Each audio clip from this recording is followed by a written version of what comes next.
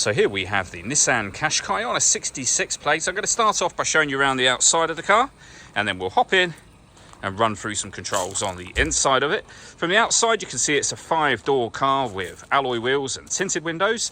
We're going to start off inside the boot area first of all. As we approach the back of the car, you can see we have reversing sensors. Plenty of boot space as well, along with that 60/40 split folding rear seat, should you wish to increase this space even further again.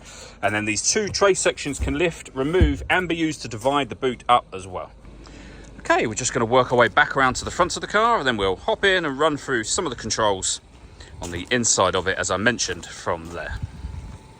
Just briefly before we climb in, I think it's well worth seeing the interior from this exterior point of view. There's plenty to run through on the dashboard, so let's hop in and we'll do that now.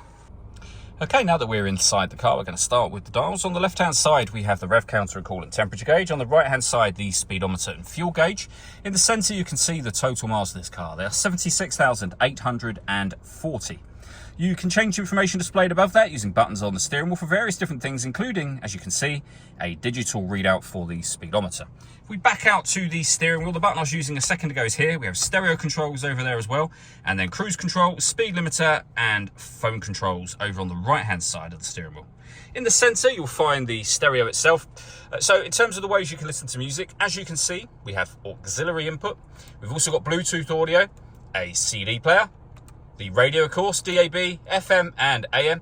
You can pair your phone from up on here as well. And we have satellite navigation. Nice clear colour display. It's a very easy system to use. On top of all of that, we've also got a 360 parking camera. So bird's eye view image and reversing camera. And it goes a couple of steps beyond that. We have a front facing camera and the bird's eye view, or a front facing camera and the front passenger side wheel. So very easy to park with all of those cameras. Below that, we have dual zone climate control. You can adjust the passenger and driver temperature. You can increase and decrease the fan speed. You can determine what direction you'd like the air to be distributed in.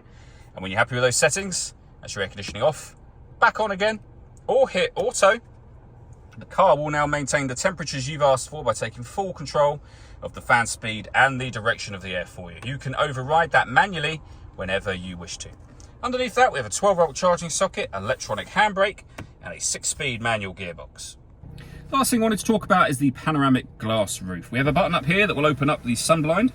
That will open all the way to the back of the rear seats, and as you can see, that lets in a huge amount of light to the cabin area. All that leaves me to say is thank you for taking the time to watch this video. If you'd like to come and see the car for yourself and have a test drive, please feel free to give us a call here at Surrey Specialist Cars. We'd love to hear from you soon.